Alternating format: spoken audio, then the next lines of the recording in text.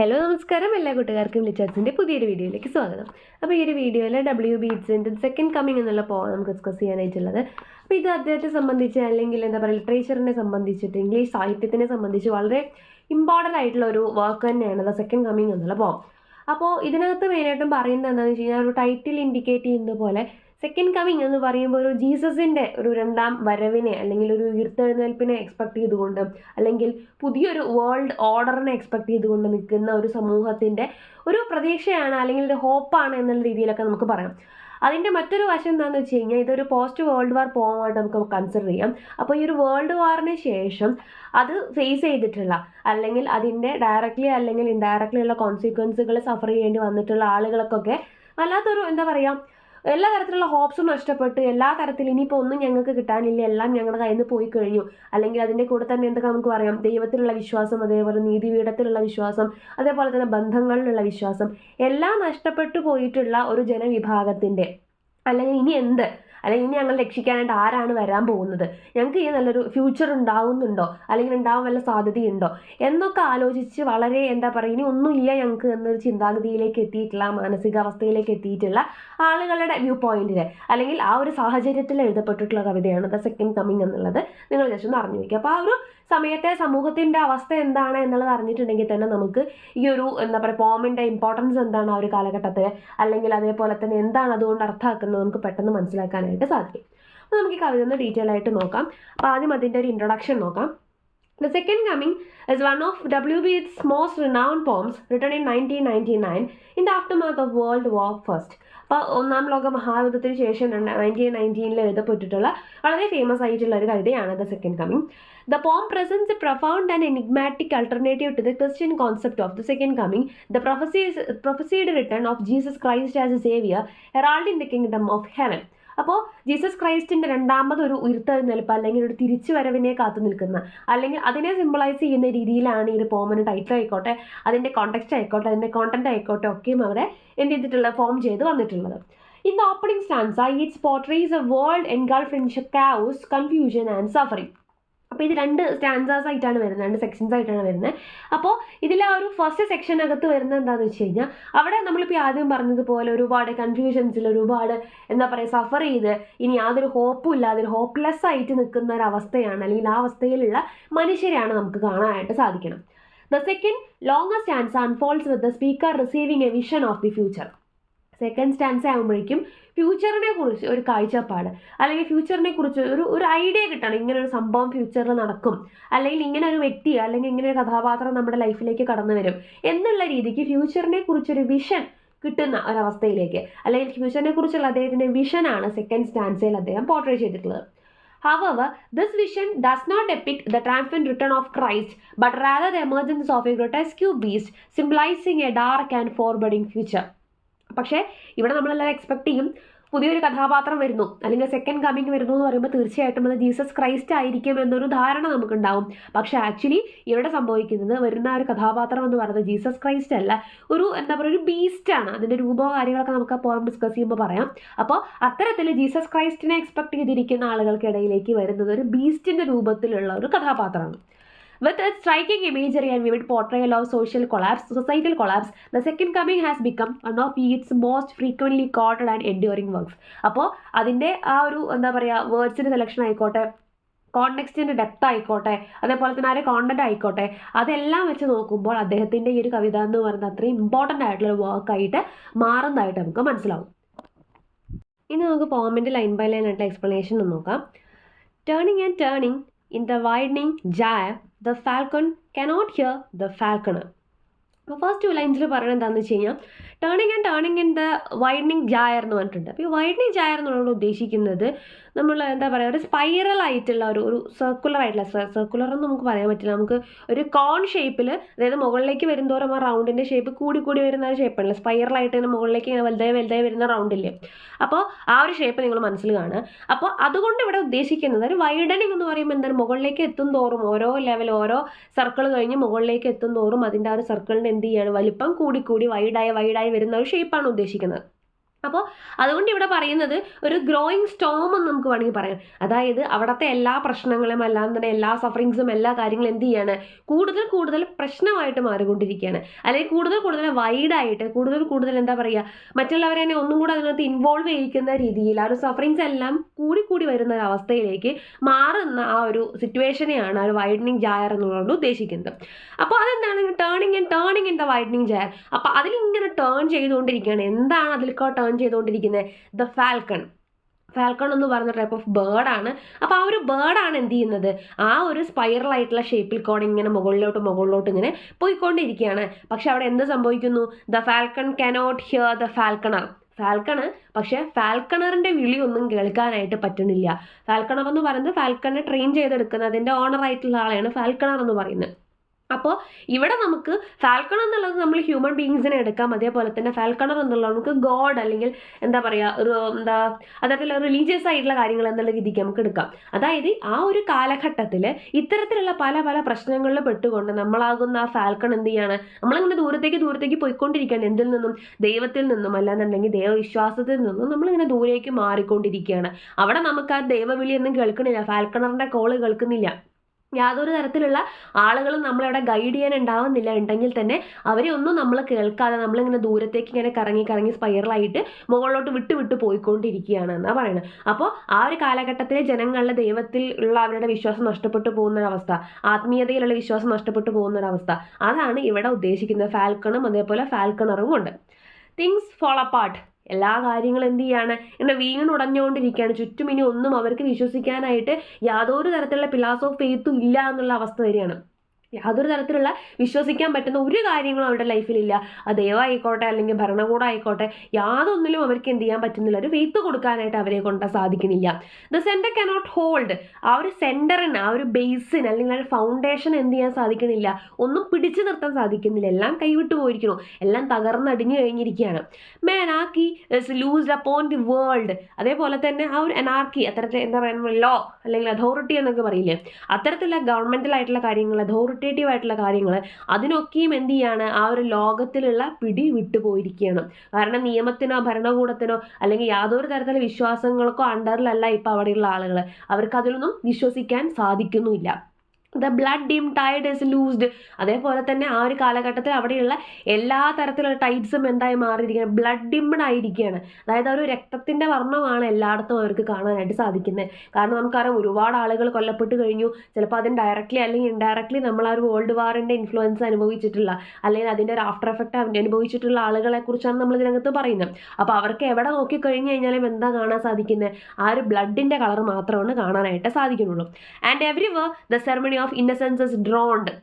എവിടെ നോക്കിയാലും ആ ഒരു ബ്ലഡിൻ്റെ കളർ മാത്രമേ കാണാൻ സാധിക്കുന്നത് മാത്രമല്ല, ceremony of innocence is drowned. ഇത്തരത്തിലുള്ള എല്ലാ തരത്തിലുള്ള ഒരു ഇന്നസെൻ്റ് ആയിട്ടുള്ള എല്ലാ ആളുകളും അല്ലെങ്കിൽ എല്ലാ ആളുകളുടെയും ഉള്ളിലുള്ള ഒരു നിഷ്കളങ്കത എന്ത് ചെയ്തിരിക്കുന്നു, മുങ്ങിപ്പോയിരിക്കണു എന്നാണ് പറയുന്നത്, അല്ലെങ്കിൽ മുങ്ങി മരിച്ചിരിക്കണു എന്നാണ് പറയുന്നത്, ഡ്രൗൺ ചെയ്തു പോയിരിക്കണു. കാരണം ആരുടെ ഉള്ളിലും ഇപ്പം എന്തില്ല, അത്തരത്തിലൊരു നിഷ്കളങ്കത നമുക്ക് കാണാനായിട്ട് സാധിക്കുന്നില്ല. കാരണം അവരുടെ സിറ്റുവേഷൻ അങ്ങനെയായി മാറിക്കഴിഞ്ഞു. The best lack all conviction. നല്ല ആളുകൾ, ദ ബെസ്റ്റ് എന്നുള്ളത് ഉദ്ദേശിക്കുന്നത് നല്ല നന്മയുള്ള ആളുകൾ. അത്തരത്തിലുള്ള ആളുകൾക്ക് എന്തായിരിക്കണു, ലാക്ക് ഓൾ കൺവിക്ഷൻ.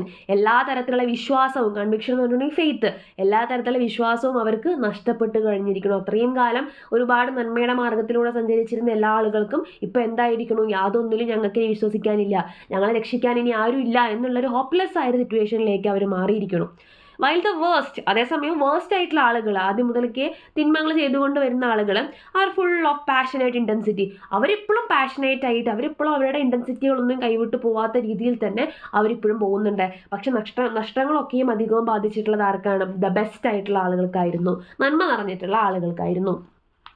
അത്രയാണ് ആ ഒരു ഫസ്റ്റ് സെക്ഷനിൽ പറയുന്നത്. അപ്പോൾ നമ്മൾ ഓൾറെഡി പറഞ്ഞിട്ടുണ്ടായിരുന്നു എല്ലാ തരത്തിലുള്ള ഹോപ്പ്ലെസ് ആയി പോയിട്ടുള്ള അവസ്ഥയാണ് നമ്മുടെ ഫസ്റ്റ് ആൻസറിൽ പറയുന്നത് എന്നുള്ളത്. അപ്പോൾ അത് തന്നെയാണ് നമ്മളിപ്പോൾ ഇവിടെ കണ്ടിട്ടുള്ളത്.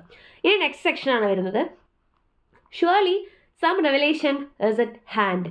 അപ്പോൾ അദ്ദേഹം പറയാണ് തീർച്ചയായിട്ടും എന്തോ ഒരു വെളിപാട്, ഒരു റെവലേഷൻ വരാൻ പോകുന്നുണ്ട്. ഇസ് അറ്റ് ഹാൻഡ് എന്ന് പറഞ്ഞിട്ടുണ്ടെങ്കിൽ സൂൺ, അടുത്ത് തന്നെ കാര്യമായിട്ട് എന്തോ ഒരു വെളിപാട് ആളുകളിൽ സംഭവിക്കാൻ പോകുന്നുണ്ട്. നമ്മൾ സെക്കൻഡ് സെക്ഷൻ എന്തിനെ കുറിച്ചാണെന്ന് പറഞ്ഞ് ഫ്യൂച്ചറിനെ കുറിച്ചുള്ള അദ്ദേഹത്തിൻ്റെ ഒരു ഐഡിയ അല്ലെങ്കിൽ അദ്ദേഹത്തിൻ്റെ ഒരു വിഷനാണെന്ന് പറഞ്ഞിട്ടുണ്ടായിരുന്നു. Surely the second coming is at hand. തീർച്ചയായിട്ടും ആ ഒരു സെക്കൻഡ് കമ്മിങ്, രണ്ടാമത്തെ ആ ഒരു വരവ് എന്ത് ചെയ്യുന്നുണ്ട്, ഏറ്റവും അടുത്ത് തന്നെ സംഭവിക്കാൻ പോകുന്നു. ഇവിടേക്ക് നമ്മൾ എക്സ്പെക്ട് ചെയ്യുന്ന എന്താണ്, രണ്ടാം വരവ് എന്ന് പറയുമ്പോൾ നമ്മളോട് ആഗ്രഹിക്കുന്ന ജീസസ് ക്രൈസ്റ്റിന്റെ ആ ഒരു എന്താ പറയുക, വീണ്ടും വരുന്ന സെക്കൻഡ് കമ്മിങ് ആണ് നമ്മളൊക്കെ എക്സ്പെക്ട് ചെയ്യുന്നത്. പക്ഷെ ഇവിടെ എന്താ സംഭവിക്കണമെന്ന് നമുക്ക് നോക്കാം കേട്ടോ. The second coming, hardly are those words out. വീണ്ടും അദ്ദേഹം ഇങ്ങനെ വളരെ എക്സൈറ്റഡ് ആയിട്ട് പറയണത് സെക്കൻഡ് കമ്മിങ്. കാരണം ഒരുപാട് കാലമായിട്ട് നമ്മൾ കാത്തിരിക്കുന്നതാണ് ജീസസ് ക്രൈസ്റ്റിന്റെ തിരിച്ചു വരവ് എന്ന് പറയുന്നത്. When a vast image out of Spiritus Mundi troubles my sight. അപ്പോൾ സ്പിരിച്ചസ് മുണ്ടി എന്നുകൊണ്ട് ഉദ്ദേശിക്കുന്ന ഒരു വേൾഡ് സ്പിരിറ്റ് ആണ് കേട്ടോ. അതായത് നമ്മുടെ ഇൻസ്പിറേഷനെ ഡീൽ ചെയ്യുന്ന, അല്ലെങ്കിൽ നമ്മുടെ ആർട്ടിസ്റ്റിക്കൽ ആയിട്ടുള്ള എല്ലാ കാര്യങ്ങളെയും ഇൻഫ്ലുവൻസ് ചെയ്യാൻ സാധിക്കുന്ന ഒരു വേൾഡ് സ്പിരിറ്റ് ആണ്. അപ്പോൾ അത്തരത്തിലുള്ള ഒരു ആർട്ടിസ്റ്റിക്കൽ ആയിട്ടുള്ള അല്ലെങ്കിൽ ഇൻസ്പിറേഷണൽ ആയിട്ടുള്ള ഒരു തോട്ടിനകത്ത് അദ്ദേഹത്തിന് കറക്റ്റായിട്ടൊരു സൈറ്റ് വരികയാണ്. ഒരു കാര്യം അദ്ദേഹം ഇങ്ങനെ അദ്ദേഹത്തിൻ്റെ മനസ്സിൽ ഇങ്ങനെ കാണുകയാണ്. ക്രിയേറ്റീവായിട്ട് അദ്ദേഹം അദ്ദേഹത്തിൻ്റെ മനസ്സിൽ ഒരു രൂപത്തിനെ കാണുകയാണ്. എന്താണത്, സെക്കൻഡ് കമ്മിങ് ആയിട്ട് വരുന്ന ആ ഒരു എന്താ പറയുക, ആ ഒരു ക്യാരക്ടറിനെയാണ് അദ്ദേഹം മനസ്സിൽ കാണുന്നത് കേട്ടോ. Somewhere in sands of the desert. അപ്പോൾ ആ ഒരു സെക്കൻഡ് കമ്മിങ്ങിന് വരുന്ന ആ ഒരു ഏതാണോ ഒരു ക്യാരക്ടർ, ആ ഒരു ക്യാരക്ടറിൻ്റെ വരവാണ് ഇനി പറയുന്നത്. Somewhere in the sands of the desert. ആ ഒരു ഡെസേർട്ടിൽ, ആ ഒരു മണൽ വിരിച്ചു നിൽക്കുന്ന ആ ഒരു സ്ഥലത്ത്, അല്ലെങ്കിൽ മരുഭൂമിയിൽ ആ മണലിൻ്റെ ഇടയിൽ കൂടെയാണ് ആര് വരുന്നത്, ആ ഒരു സെക്കൻഡ് കമ്മിങ്ങിലുള്ള ആ ഒരു പുതിയ ക്യാരക്ടർ വരുന്നത്. ഇനി എന്താണ് അതിൻ്റെ ഒരു ഫിസിക്കൽ അപ്പിയറൻസ് ആണ് പറയുന്നത്. A shape with lion body. ആ ഒരു ബോഡി എങ്ങനെയാണ്, ഒരു ലയണിൻ്റെ പോലത്തെ ബോഡിയാണ്. And the head of a man. അതേസമയം മുഖം അല്ലെങ്കിൽ തല എന്ന് പറയുന്നത് ഒരു മനുഷ്യൻ്റേത് പോലെയാണ്. ഇത് ആക്ച്വലി സ്ഫിങ്സ് എന്ന് പറയുന്ന ഒരു ക്യാരക്ടർ ഉണ്ട് കേട്ടോ ഈജിപ്ഷ്യൻ മിത്തോളജിയിൽ. അപ്പോൾ അതിനെക്കുറിച്ചാണ് ഇവിടെ ഡയറക്റ്റ്ലി ഒരു രൂപം ഇൻഡിക്കേറ്റ് ചെയ്യുന്നത് ആ ഒരു സ്ഫിങ്സിനെ കുറിച്ചാണ്. അപ്പോൾ ഇവിടെ ഈ പറഞ്ഞ പോലെ സെക്കൻഡ് കമ്മിങ് ആയിട്ട് വരുന്ന ആ ഒരു കഥാപാത്രം ആരാണോ അവരെ കുറിച്ചാണ് ഇതിനകത്ത് പറയുന്നത്. അപ്പോൾ അതായത് ജീസസ് ക്രൈസ്റ്റിനെ എക്സ്പെക്ട് ചെയ്തിരുന്ന ആളുകളുടെ ഇടയിലേക്ക് വരുന്നത് ആ ഒരു shape with lion body and the head of a മാൻ. ഒരു ലയണിൻ്റെ ബോഡിയും ഒരു മനുഷ്യൻ്റെ തലയുമായിട്ടുള്ള ഒരു രൂപമാണ്, വിചിത്രമായിട്ട് ആ രൂപമാണ് വരുന്നത്. Again is blank and pitiless as a sun. സൂര്യനെ പോലെ നമ്മൾ അതിലേക്ക് നോക്കി കഴിഞ്ഞ് കഴിഞ്ഞാൽ തന്നെ നമ്മുടെ കണ്ണാകെ ബ്ലാങ്ക് ആയി പോകുന്ന പോലെ, അല്ലെങ്കിൽ യാതൊരു തരത്തിലുള്ള ദയയില്ലാത്ത തരത്തിലുള്ള ഒരു രൂപമായിട്ടാണ് ആ രൂപം നമ്മുടെ അടുത്തേക്ക് ഇങ്ങനെ അപ്രോച്ച് ചെയ്യുന്നത്. It's moving with slow thighs. അപ്പോൾ അതിൻ്റെ ഇങ്ങനെ തൈസ് ഇങ്ങനെ പതുക്കെ പതുക്കെ മൂവ് ചെയ്തുകൊണ്ടിരിക്കുന്നത്, ലയൺ ബോഡി അല്ല, അപ്പോൾ അതിൻ്റെ തൈസ് ഇങ്ങനെ മൂവ് ചെയ്യുന്നുണ്ട്. അതുകൊണ്ട് എന്താ ഉദ്ദേശിക്കുന്നത്, അതിങ്ങനെ വാക്ക് ചെയ്തിട്ട് നമ്മുടെ അടുത്തേക്ക് അപ്രോച്ച് ചെയ്യുന്നു എന്നാണ് ഉദ്ദേശിക്കുന്നത്.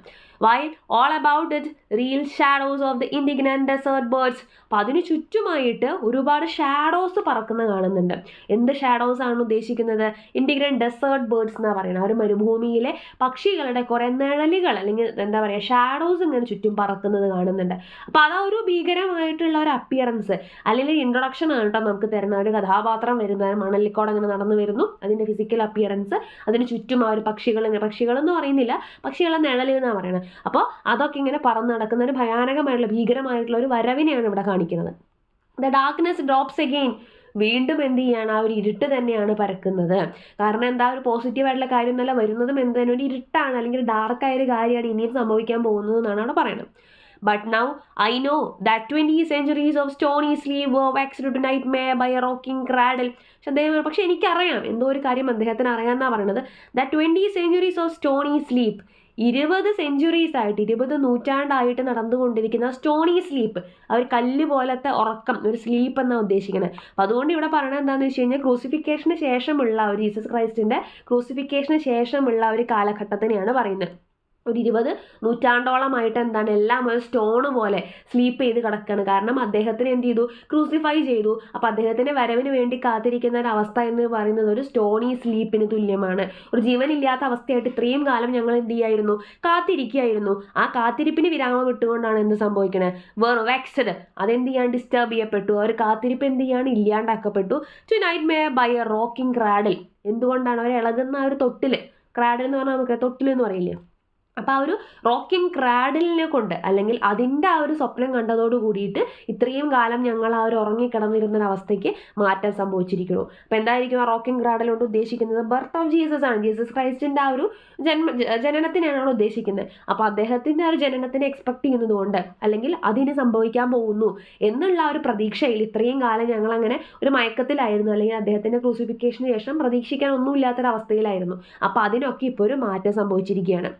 പക്ഷേ ആ ഒരു പ്രതീക്ഷയിലേക്ക് കടന്നു വരുന്നത് ആരാണ്, ഈ ഒരു ബീസ്റ്റാണ്.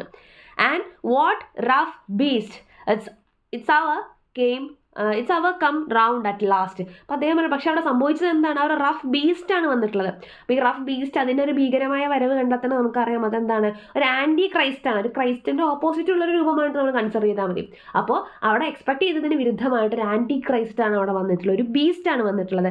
It's hour come round at last. അപ്പോൾ അതിൻ്റെ ടൈമാണ് ഇപ്പോൾ വന്നിട്ടുള്ളത് എന്നാണ് പറയുന്നത്. അപ്പോൾ ഈ റഫ് ബീസ്റ്റ് കൊണ്ട് ഇവിടെ ഉദ്ദേശിക്കുന്നത് എൻഡ് ഓഫ് ക്രിസ്ത്യാനിറ്റി എന്ന് വേണമെങ്കിൽ പറയാം. അതായത് 2000 വർഷങ്ങളായിട്ട് അവിടെ ഉണ്ടായിരുന്ന ഒരു ക്രിസ്ത്യാനിറ്റിക്ക് ഒരു അവസാനം സംഭവിക്കാൻ, അല്ലെങ്കിൽ അത് മാറിയിട്ട് പുതിയൊരു യുഗം ആരംഭിക്കാൻ വേണ്ടിയിട്ട്, അല്ലെങ്കിൽ പുതിയൊരു തുടക്കം ആരംഭിക്കാൻ വേണ്ടിയിട്ടായിരിക്കും എന്ത് ചെയ്യുന്ന ഈ റഫ് ബീസ്റ്റ് വന്നിട്ടുള്ളത് എന്നുള്ള രീതിക്ക് നമുക്ക് എടുക്കാവുന്നതാണ് കേട്ടോ. Slouches towards Bethlehem to be born. അപ്പോൾ ആ റഫ് ബീസ്റ്റ് എവിടെ, സ്ലൗജസ് എന്ന് പറഞ്ഞിട്ടുണ്ടെങ്കിൽ പതുക്കെ അങ്ങനെ മൂവ് ചെയ്ത് പതുക്കെ ഇങ്ങനെ നീങ്ങി വരിക എന്നർത്ഥം. അപ്പോൾ ആ ഒരു റഫ് ബീസ്റ്റ് എന്ത് ചെയ്യുകയാണ്, ഇങ്ങനെ മൂവ് ചെയ്ത് എന്തിൻ്റെ അടുത്തേക്കാണ് പോകുന്നത്, ബെത്ലഹേമിൻ്റെ അടുത്തേക്കാണ് പോകുന്നത്. ബെത്ലഹേമിൻ്റെ ഇമ്പോർട്ടൻസ് നമുക്കറിയാം, ജീസസ് ക്രൈസ്റ്റ് ജനിച്ച സ്ഥലമാണ്.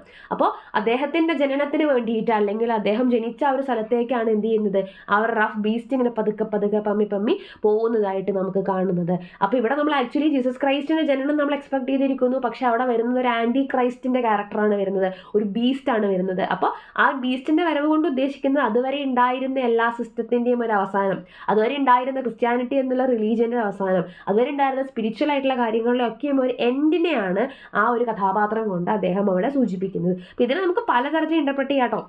ഓരോ ലൈനിനെയും നമുക്ക് ഓരോ ലൈനും നമുക്ക് 10-20 അരമണിക്കൂർ കൊടുത്ത് നമുക്ക് അതിനെ എക്സ്പ്ലെയിൻ ചെയ്യാവുന്നതാണ്. പക്ഷെ നമുക്ക് അതിൻ്റെ ഒന്നും ഡീറ്റെയിൽ ആയിട്ട് നമ്മൾ പോവാതെ ജസ്റ്റ് ഒരു മെയിൻ ആയിട്ട് വരുന്ന സർഫസ് മീനിങ് ആയിട്ട് വരുന്ന ലൈൻസിൻ്റെ മീനിങ്സ് ആണ് നമ്മൾ പറഞ്ഞിട്ടുള്ളത്. അപ്പോൾ ഇതിനെ ഓരോരുത്തർക്കും അവരുടേതായ രീതിയിൽ ഇൻ്റർപ്രറ്റ് ചെയ്യാവുന്നതാണ് കേട്ടോ. അപ്പോൾ അതിനൊക്കെ പറ്റിയ ഒരു അടിപൊളി കവിതയാണിത്. അപ്പോൾ ഇത്രയാണ് ഇതിനകത്ത് ഞാൻ മെയിനായിട്ട് പറയാനായിട്ട് ഉദ്ദേശിച്ചിട്ടുള്ളൂ. താങ്ക്